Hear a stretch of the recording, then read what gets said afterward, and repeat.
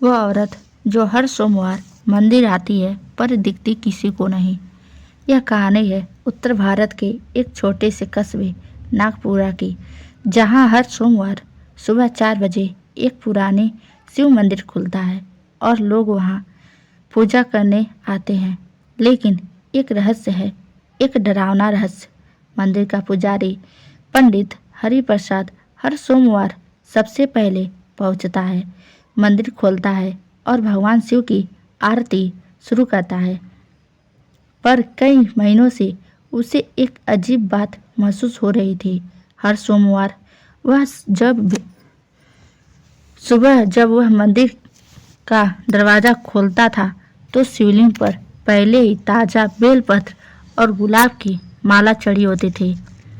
कोई दरवाज़ा नहीं टूटा होता, कोई ताला नहीं टूटा होता।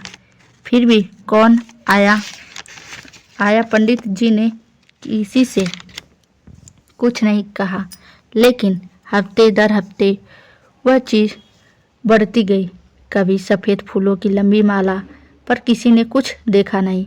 एक दिन गांव की एक युवती रेवा ने पूछा, पंडित जी आप इतने सुबह आते हैं, फिर भी ये पूजा कौन करता है? पंडित जी ने गंभीर स्वर में कहा, कहते हैं कोई औरत आती है, पूरी सफ़ेद साड़ी में, लंबे बाल, शांत चाल और माथे पर बड़ा सा लाल टीका।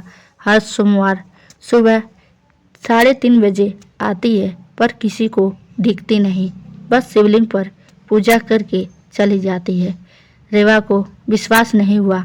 उसने ठान लिया कि अगली सुबह वह मंदिर के बाहर छिपकर देखेगी। रेवा सुबह 3 बजे मंदिर के पीछे एक पेड़ के पास छिप गई। सन्नाटा था, चारों ओर अजीब सी ठंडी हवा चल रही थी। 3:30 बजते ही मंदिर का दरवाज़ा अपने आप खुल गया और एक सफ़ेद साड़ी वाली औरत अंदर जाती दिखी। लेकिन रेवा की आंखें चौंधिया गई। उस औरत के पैर जमीन से ऊपर थे और उसके पीछे कोई परछाई नहीं थी।